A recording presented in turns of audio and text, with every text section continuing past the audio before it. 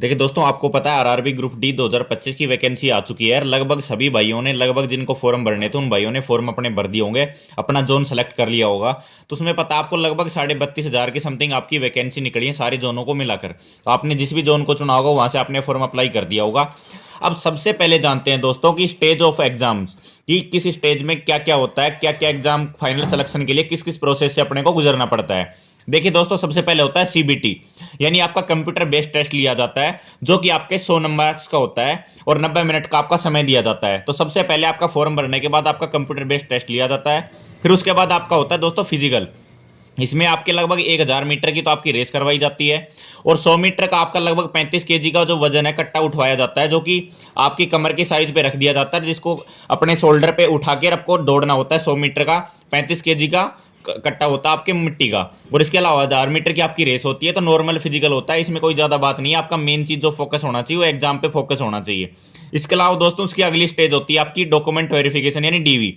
इसमें आपके 10th के, आपके इसके अलावा आपकी मूल निवास होना चाहिए आपके पास, और इसके अलावा आपके पास जिस भी कास्ट से आप बिलोंग करते हैं उसका कास्ट का सर्टिफिकेट होना चाहिए, और आपके पास आपका आधार कार्ड होना चाहिए या फिर पैन कार्ड होना चाहिए जो आपकी पहचान के लिए वेरीफाई हो। तो आपके पास डॉक्यूमेंट में क्या चाहिए होते हैं? 10th चाहिए होती है, मूल निवास चाहिए होता है, कास्ट सर्टिफिकेट चाहिए होता है, आधार कार्ड पैन कार्ड जो आपकी पहचान के लिए चाहिए होता है, ये जरूरी होता है। इसके बाद दोस्तों आपका होता है medical test. Medical test conduct करवाया जाता है अलग अलग, जिसमें A1 आपका, A2, B1, B2 और C1, C2 इस लेवल पे अलग अलग कंडक्ट आपके मेडिकल करवाए जाते हैं। उसी हिसाब से आपको इस बार जो पोस्ट प्रेफरेंस आपसे भरवाई है उसी हिसाब से आपको क्या दे दिया जाता है, मेडिकल का प्रेफरेंस दे दिया जाता है। जैसे मेडिकल में आप फिट होते हैं और उसी लेवल के हिसाब से आपको पोस्ट दे दी जाती है। अब दोस्तों फिजिकल के लिए आपको क्या करते हैं कि फिजिकल के लिए लगभग 3 गुना कैंडिडेट को क्वालिफाई करते हैं।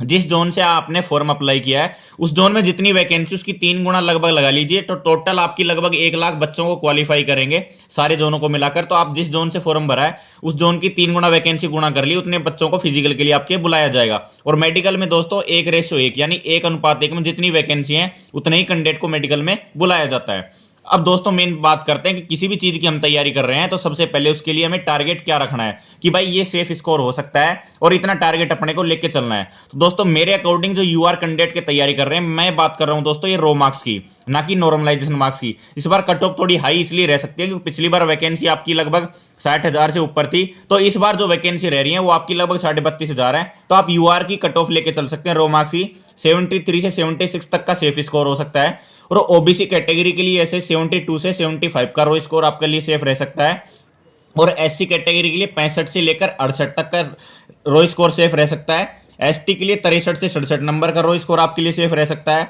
और ईडब्ल्यूएस के लिए 70 से 72 नंबर का आपका सेफ स्कोर रह सकता है। तो जो भी जिस बंदा जो भी कैटेगरी में बिलोंग करता है अपनी कैटेगरी देख लो, इस हिसाब से जितना आपका सेफ स्कोर आ रहा है ये सेफ स्कोर पे तैयारी करो। आप अपनी तैयारी पहले से आंक लो कि मुझे इस जोन में इतना स्कोर करना है। वो दोस्तों अलग अलग जोन वाइज आपका डिपेंड करेगा, किसी का low level cut off zone हो सकता है और किसी का high level cut off zone भी हो सकता है। तो वो हिसाब से अपने प्लस माइनस 2-4 नंबर ऊपर नीचे कर लेना। बाकी कट ऑफ लगभग इसी लेकर तैयारी करो। एवरेज माने तो सभी जोन के, नॉर्मल कट ऑफ जोन के 65 प्लस तो अपनी सभी तैयारी करो, और जो high level cut off zone है 70 प्लस तो सभी को स्कोर लेके चलना चाहिए। और जो भी candidate OBC, SC, ST, EWS के हैं वो भी अपने यूआर की कट ऑफ क्वालिफाई करने के बारे में सोचे तो आपके लिए सबसे बढ़िया रहेगा। अब आपके सीबीटी एग्जाम में क्या क्या आता है उस पर बात करते हैं। देखिए दोस्तों, आपका कंप्यूटर बेस्ड टेस्ट होता है, उसमें आपके साइंस पूछी जाती है 25 नंबर की, मैथ्स पूछी जाती है आपके 25 नंबर की, रीजनिंग पूछी जाती है 30 नंबर की, जीके पूछी जाती है 25 नंबर की, जिसमें टोटल टाइम आपका 90 मिनट का, और नेगेटिव 1/3 रहती है, यानी जीके 20 नंबर की, रीजनिंग 30 की और मैथ 25 की। तो आप देखिए मैथ और रीजनिंग ही दोनों कितने नंबर कवर कर रहे हैं आपके? 55 नंबर कौन कर रहे हैं मैथ और रीजनिंग। तो यहां सोचे सबसे ज्यादा कि यहां लगभग 45 से 50 नंबर तो आपको जरूर लाने हैं। अगर कोई बच्चा 50 प्लस नंबर यहीं स्कोर कर लेता है तो उसके लिए बहुत बड़ी बेनिफिट की बात है। मैथ और रीजनिंग को ज़्यादा से ज़्यादा अच्छे करने की कोशिश करें, और उसके बाद साइंस पे ज़्यादा फोकस करें, क्योंकि मैथ रीजनिंग में जल्दी नंबर लाए जा सकते हैं अदर सब्जेक्ट की बजाय। तो मैथ और रीजनिंग पे ज़्यादा फोकस करें, और जीके वगैरह पार्ट को भी अच्छे से पढ़ें, बट मैथ रीजनिंग में ज़्यादा फोकस करने से आप 45-50 नंबर यहीं ले लोगे, तो और सब्जेक्ट में ज़्यादा फोकस करने की आपकी जरूरत नहीं पड़ेगी। एक चीज़ ध्यान रखनी ये है कि इसमें नेगेटिव 1/3 है, यानी एक क्वेश्चन, 3 क्वेश्चन गलत करने पर आपका एक क्वेश्चन सही है जो डिलीट कर दिया जाएगा। अब दोस्तों बात करते हैं किस सब्जेक्ट को कितना टाइम देना है। देखिए दोस्तों, जीके और करंट अफेयर, जो आपको जीके पढ़नी है और करंट अफेयर करनी है, मेरे हिसाब से आपको डेली 3 घंटे करंट करंट अफेयर और जीके को मिला के देना चाहिए, जिसमें 1 घंटा आपको करंट अफेयर का निकाल लो, तो 2 घंटा आपको डेली जीके को देना है, क्योंकि जीके का सिलेबस लेंथी है और जीके कहीं से भी पूछी जा सकती है, static, history, political geography, economics वगैरह। तो 1 घंटे करंट अफेयर का दो और उसके अलावा 2 घंटे अपने नॉर्मल जीके को पढ़ो। ऐसे ही आपको साइंस भी 3 घंटे पढ़नी है, क्योंकि साइंस भी केमिस्ट्री, फिजिक्स और बायोलॉजी, 3 आपके पार्ट है, केमिस्ट्री, फिजिक्स और बायोलॉजी, तो इनको भी पढ़ने में आपका टाइम लगेगा, जिसमें बायोलॉजी भी अपने को ज्यादा फोकस करना है। आगे बात भी करेंगे पूरी साइंस स्ट्रेटेजी के ऊपर, तो साइंस को भी लगभग 3 घंटे का आप डेली समय दें, ये भी आपके लिए अच्छा रहेगा। ऐसे मैथ को 2 से 3 घंटे का समय जरूर दें, क्योंकि मैथ में आप सबसे ज्यादा क्या करनी है, आपको प्रैक्टिस करनी है। और मैथ और रीजनिंग ही आपके जो जो सबसे ज्यादा क्या करें हैं, स्कोरिंग सब्जेक्ट हैं, ये आपके सबसे ज्यादा स्कोर यहीं से आएगा आपका। तो मैथ को भी 2 से 3 घंटे का जरूर समय दें, ऐसे ही रीजनिंग को 2 घंटे का समय दें। इनमें सबसे पहले अपने वीओडी बैच खरीद लें, सबसे ज्यादा उनकी प्रैक्टिस करें, जितनी अच्छी प्रैक्टिस करेंगे मैथ रीजनिंग में उतना अच्छा आपका स्कोर आ पाएगा। तो इस हिसाब से अपने को सब्जेक्ट के हिसाब से अपने आप को टाइम देना है। डेली आपका टारगेट होना चाहिए कि मिनिमम 10 घंटे और 12 घंटे की स्टडी अपने पास डेली होनी चाहिए। इतने घंटे स्टडी अपने को डेली करनी है, तभी अपना फाइनल सिलेक्शन हो पाएगा। अब दोस्तों बात करते हैं कि मैथ के लिए अपने को क्या करना है। देखिए दोस्तों, मैं सजेस्ट करूंगा मैथ के लिए सबसे पहले एक बैच खरीद लो, जो कि वीडियो रिकॉर्डिंग, वीडियो का मतलब होता है जिसका वीडियो रिकॉर्डिंग बैच पहले से डला हुआ हो, जिसमें आपकी सारी क्लासेस डली हुई हो, ताकि आप कोर्स जल्दी से जल्दी खत्म कर सको। तो सबसे पहले एक बैच खरीद लो, फिर उसके बाद अपनी बेसिक मजबूत करो। बेसिक मजबूत करो अपनी RS अग्रवाल की जो बुक आती है वहां से। बेसिक मजबूत क्या होने से आपका क्या हो जाएगा, आगे जो भी टॉपिक है, हार्ड टॉपिक आते हैं, उनमें आपको प्रॉब्लम नहीं आएगी। तो अपनी बेसिक मजबूत करने पर सबसे ज्यादा फोकस करो। इसके अलावा दोस्तों सबसे पहले कैलकुलेशन वाली क्लास लो, जिससे अपनी क्या बढ़ेगी, स्पीड बढ़ेगी। तो जितनी ज्यादा हो सके अपनी कैलकुलेशन को अच्छा करो। कैलकुलेशन अच्छा करोगे तो और क्वेश्चनों में टाइम अच्छे से दे पाओगे और सब्जेक्ट के लिए टाइम अच्छे से बचा पाओगे, मैथ को फास्ट कर पाओगे, तो उससे अपनी स्पीड बढ़ेगी। कैलकुलेशन वाली क्लास पहले लेनी है। और जितने भी मैथ के सारे फॉर्मूले हैं, सभी फॉर्मूले एक जगह लिख लेने हैं। जितने भी मैथ के फॉर्मूले हैं वो सभी एक जगह अपने को इकट्ठे करके चार्ट बना लो या एक रजिस्टर बना लो, वहां एक जगह लिख लेने हैं, ताकि उनको बार बार रिवाइज करते रहें और क्वेश्चन में बार बार प्रैक्टिस करने के दौरान अपने को याद आते रहें, अपने क्वेश्चन अच्छे तरीके से होते रहें। तो सभी फॉर्मूले एक जगह लग के चिपका लो अपने स्टडी टेबल के पास में। और मैथ में क्या है कि जो भी शॉर्ट टॉपिक है उनको शॉर्ट तरीके से करने की कोशिश करो। जिनमें क्वेश्चनों में शॉर्ट ट्रिक लग रही है, शॉर्ट ट्रिक लगती है, उनमें शॉर्ट ट्रिक लगाने की जरूर कोशिश करो। तो शॉर्ट तरीके से मैथ को प्रैक्टिस करो। ऐसे ही डेली टारगेट बनाओ कि भाई मुझे 100 से 200 क्वेश्चन की डेली प्रैक्टिस करनी है। जिस चैप्टर की आपने क्लास ली उसकी डेली 100 से 200 क्वेश्चन की प्रैक्टिस आपको जरूर करनी है। तो आपके दिमाग में रहना चाहिए कि भाई मेरे को 100 क्वेश्चन आज लगाने हैं, 200 क्वेश्चन लगाने हैं, तो अपने हिसाब से 100 से 200 क्वेश्चन का डेली टारगेट जरूर रखें। अब इसमें दोस्तों बात करते हैं कि आपके इंपॉर्टेंट टॉपिक कौन कौन से हैं। तो इंपॉर्टेंट टॉपिक मेरे हिसाब से दोस्तों आपको परसेंटेज जरूर पढ़नी चाहिए, यहां से क्वेश्चन आते हैं। लाभ हानि आती है, इसमें सबसे ज्यादा क्वेश्चन आते हैं। इसके अलावा समय और कार्य से भी क्वेश्चन आपके ज्यादा पूछे जाते हैं। टाइम एंड डिस्टेंस टॉपिक है, उससे भी क्वेश्चन पूछे जाते हैं। SI एंड CI उससे भी पूछे जाते हैं। इसके अलावा रेशियो एंड प्रपोर्शन उससे भी पूछे जाते हैं। और एक आपका टॉपिक है एवरेज, एवरेज टॉपिक है यानी औसत कुछ टॉपिक है, उससे भी आपके क्वेश्चन पूछे जाते हैं। ऐसे ही आपका मेंसुरेशन यानी जिसको हम बोलते हैं क्षेत्रमिति, इस क्वेश्चन को भी एडवांस का एक ही टॉपिक है, इसको भी करके जाना आपको। तो क्षेत्रमिति भी करके जाएं और एवरेज वगैरह पढ़ के जाएं, इसी से ज्यादा क्वेश्चन आते हैं। तो आपके लगभग जो मैथ 25 नंबर की है, इनमें 15 से 20 क्वेश्चन आपके इन्हीं टॉपिक से देखने को मिल जाते हैं। अब दोस्तों बात करते हैं रीजनिंग की। रीजनिंग की क्या करनी है, आप YouTube से क्लास ले लो, मेरे हिसाब से सफिशिएंट रहेगी। तो आप YouTube से भी कवर कर सकते हो, इसके लिए पेड बैच खरीदने की ज्यादा जरूरत नहीं है। बाकी आप पेड बैच ले रखा है तो कोई दिक्कत नहीं है। बाकी YouTube से काफी क्लासेज पड़ी हुई है, आप रीजनिंग को YouTube से क्लास से बिल्कुल कर सकते हो। इसके अलावा दोस्तों अल्फाबेट और नंबर सीरीज को याद रखें। अल्फाबेट आपके जैसे कोडिंग, डिकोडिंग वगैरह पूरी रीजनिंग में काम आते हैं, ऐसे नंबर सीरीज काम आती है। तो आपको अल्फाबेट और नंबर सीरीज बिल्कुल याद रखनी है। इसके अलावा एक टॉपिक कंप्लीट करें और उसी टॉपिक का फिर उसके बाद में रिवीजन करें। उसका रिवीजन करें यानी उसकी प्रैक्टिस ज्यादा से ज्यादा करें, क्योंकि रीजनिंग भी आपकी सबसे ज्यादा क्या मांगती है, प्रैक्टिस मांगती है। तो एक टॉपिक कंप्लीट जो आपने किया है उसका रिवीजन करो, उसकी सबसे ज्यादा प्रैक्टिस करो। लॉजिक एंड पैटर्न के जो क्वेश्चन आते हैं आपके रीजनिंग में, जो आपके लॉजिकल क्वेश्चन आ रहे हैं या फिक्स पैटर्न बेस पे क्वेश्चन आते हैं, उनको समझे। वो कहां से पता चलेंगे, वो आपको प्रीवियस ईयर क्वेश्चन आप जब उठा के देखेंगे, वहां से एनालिसिस करेंगे, तब आपको पता चलेगा कि लॉजिक एंड पैटर्न क्वेश्चन कैसे करने हैं। तो लॉजिक एंड पैटर्न क्वेश्चन को समझे, वो PYQ से देखें और उस हिसाब से अपने क्वेश्चन को करें, क्योंकि सभी क्वेश्चनों में लगभग वही लॉजिक और वही पैटर्न काम करता है। तो उसी हिसाब से अपने क्वेश्चन करें।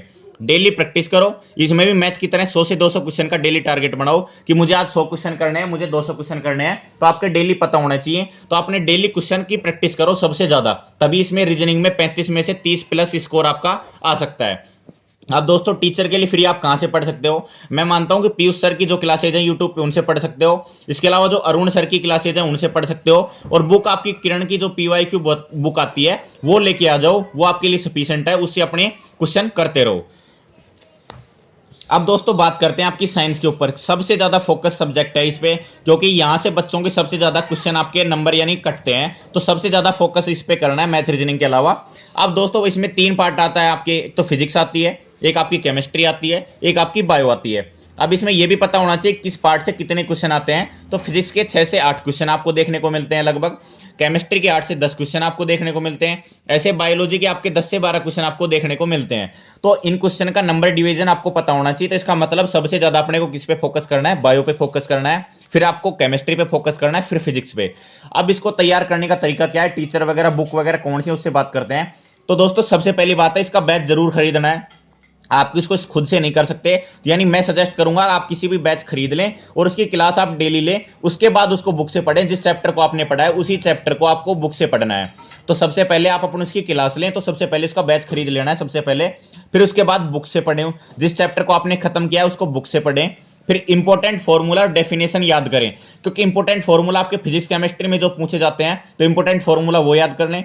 और डेफिनेशन आपकी बायोलॉजी में या फिजिक्स या केमिस्ट्री में डायरेक्टली कोई बेस्ड डेफिनेशन बेस्ड क्वेश्चन आता है, आपका आवर्त सारणी से क्वेश्चन आ जाता है, ऐसे तो पता होना चाहिए आपको। चार्ज वगैरह से, फिजिक्स से, लाइट से क्वेश्चन आ जाते हैं, वो आपको पता होना चाहिए। डेफिनेशन बेस्ड क्वेश्चन भी याद करें। पीवाईक्यू आपको जरूर सोल्व करने हैं, क्योंकि पीवाईक्यू से आपके क्वेश्चन का अंदाजा लग जाएगा फिजिक्स केमिस्ट्री बायोलॉजी में कैसे क्वेश्चन आ रहे हैं। तो पीवाईक्यू आपको जरूर करने हैं, वो आप कर सकते हैं। किरण की बुक आती है या स्पीडी की बुक आती है, उनसे आप जरूर करें। बाकी आजकल स्पीडी वगैरह से आपको क्वेश्चन देखने को नहीं मिलेंगे, बट एक आइडिया लग जाता है। तो अपने उसके बुक की भी बात करेंगे आगे। फिजिक्स में फॉर्मूला को लिखे हुए रिवीजन करें। फिजिक्स के फॉर्मूले भी है, जैसे मैंने आपको मैथ के बताया था, ऐसे अपने एक चार्ट बना ले फिजिक्स के फॉर्मूले को, उनको एक जगह लिख लें और उनका बार बार रिवीजन करें। केमिस्ट्री के क्या करने हैं अपने, केमिस्ट्री के भी शॉर्ट नोट्स बनाने हैं, जितने ज्यादा हो सके केमिस्ट्री के शॉर्ट नोट्स बनाएं। कुछ उसमें लिमिटेड टॉपिक, आप इंपॉर्टेंट टॉपिक को छांट लें, उन्हीं से ज्यादा क्वेश्चन आते हैं, तो शॉर्ट नोट्स बनाने हैं उनके। एनसीईआरटी बुक से पढ़ना है। सबसे ज्यादा आजकल क्वेश्चन किससे पूछे जाते हैं, स्पीडी वगैरह से नहीं, आपके एनसीईआरटी से क्वेश्चन पूछे जाते हैं। तो एनसीईआरटी बुक अगर लेके आ जाओ 9th क्लास की और 10th क्लास की, तो वो आपके लिए सबसे अच्छी रहेगी। तो एनसीईआरटी बुक से पढ़ो। इसके अलावा बायो को अच्छे से तैयार करें, क्योंकि बायोलॉजी के क्वेश्चन सबसे ज्यादा आ रहे हैं, तो बायोलॉजी पे विशेष रूप से आपको फोकस करना है। अब दोस्तों बात करते हैं आप टीचर किस किस को फॉलो कर सकते हैं। तो आप एसके जहां सर हैं उनको भी आप फॉलो कर सकते हैं। रेलवे के बहुत ज्यादा स्टूडेंट इनसे जुड़े हुए हैं, तो आप एसके जहां सर को फॉलो कर सकते हैं। नीरज सर है जिनका साइंस मैग्नेट के नाम से चैनल है, आप उनको भी फॉलो कर सकते हैं। इसके अलावा काजल मैम और प्रिया मैम पढ़ाती हैं, साइंस विद प्रिया मैम और काजल मैम पढ़ाती हैं। इनकी बायोलॉजी वगैरह काफी अच्छी है प्रिया मैम की, तो आप यहां से भी इनकी क्लासेज वगैरह कर सकते हैं इन टीचर पे। इसके अलावा बुक आपको एनसीईआरटी की लेके आनी है, जो मैंने बताई थी 9th की और 10th की, बस इन 2 बुक से कर लेना है, आपका क्लियर हो जाएगा। इसके अलावा किरण की बुक लेके आनी है, या किरण की नहीं लेके आओ तो आप महेश बर्णवाल की काफी अच्छी बुक आती है, महेश बर्णवाल की भी एनसीईआरटी की बुक आती है, वो भी ले सकते हो। इसके अलावा दोस्तों एसके झा सर जो मैं बता रहा हूं आपको, एसके झा सर ने भी एनसीईआरटी की बेस पे एक बुक निकाली है, तो एसके झा सर की भी आप बुक को फॉलो कर सकते हैं। अब दोस्तों बात करते हैं कि आपकी जीके और करंट अफेयर कैसे तैयार करनी है। देखिए दोस्तों, जीके के लिए आपको क्या है, करंट अफेयर में सबसे पहले कुमार गौरव सर की आपकी सुबह 6 बजे जो क्लास आती है मॉर्निंग में 6 AM पर, उस क्लास को डेली करें। उसको आप अगर रेगुलरली नहीं देखते हो तो उसको स्पीड में देख सकते हैं आप। उसको लाइव देखने की बजाय आप बाद में रिकॉर्डेड देखें और उसको स्पीड में देखें, आपके लिए बेनिफिट रहेगी।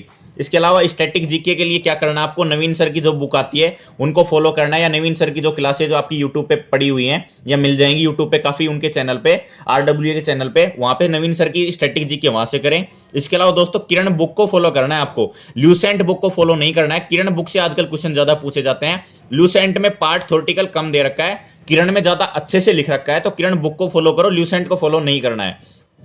हिस्ट्री ज्योग्राफी पर ज्यादा फोकस करना है, क्योंकि आपके जो जीके में सबसे ज्यादा question history geography current affair के आते हैं और स्टैटिक जीके आते हैं, तो हिस्ट्री ज्योग्राफी पे ज्यादा फोकस करें। अब स्टैटिक जीके में आपको मेन चीज क्या ध्यान रखनी चाहिए, फेमस डांस आपको पता होने चाहिए। फेमस डांस में उनसे रिलेटेड मैन और वुमेन कौन कौन उनको परफॉर्म करता है, आपको वो भी पता होना चाहिए। ऐसे ट्राइब वगैरह जो आपकी जनजाति कौन से स्टेट में, वो पता होनी चाहिए। कौन से क्षेत्र में कौन कौन सी चीजें अवार्ड दी जाती हैं, वो भी आपको पता होना चाहिए।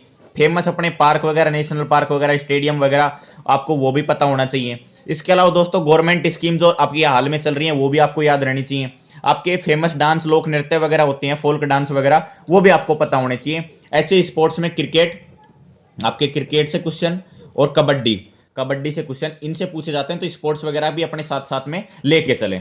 अब दोस्तों आपके पूरे टोटली मैंने कुछ इंपॉर्टेंट टिप्स बताए हैं, आपको उनको भी ध्यान रखना है। एक तो सबसे बड़ी बात, अपने डेली टारगेट बनाओ। आपको पता होना चाहिए कि मुझे आज फिजिक्स में ये करना है, मुझे मैथ में ये करना है, मुझे रीजनिंग में ये करना है। तो अपने डेली टारगेट आपको पता होना चाहिए कि मुझे इस सब्जेक्ट को इतना टाइम देना है और इसकी क्लास लेनी है, मैथ की लेनी है, रीजनिंग की लेनी है और इसमें ये टॉपिक पढ़ना है। तो अपने डेली टारगेट आपको पता होना सबसे पहले बहुत जरूरी है।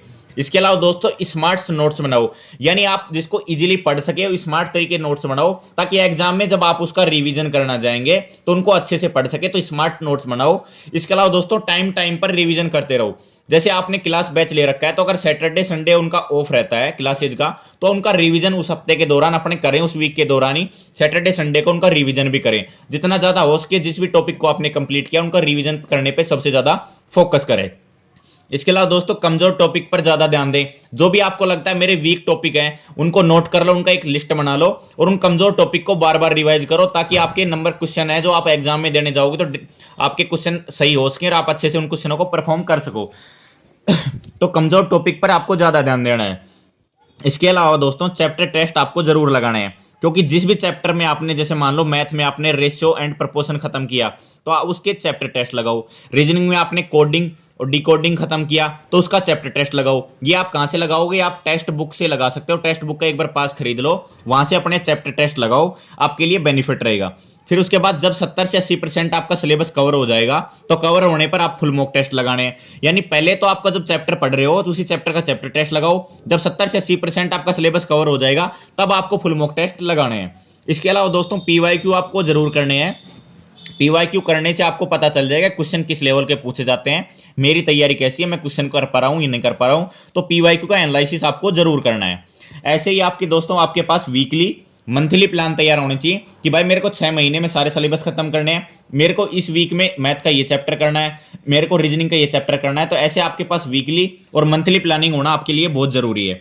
ऐसे ही दोस्तों अपने जो कमजोर व अच्छे टॉपिक है उनकी लिस्ट बनाकर जरूर रखें, क्योंकि आपको पता होना चाहिए मेरी कमजोरी ये है या मैं स्कोर कम कर रहा हूं, इनको सुधारने की आवश्यकता है, और मेरे अच्छे टॉपिक यानी स्ट्रॉन्ग टॉपिक ये है तो मैं इनमें ज्यादा पढ़ने की जरूरत नहीं है, तो अपने कमजोर टॉपिक पे ज्यादा ध्यान दें। तो ये भी आपको पता होना बहुत जरूरी है।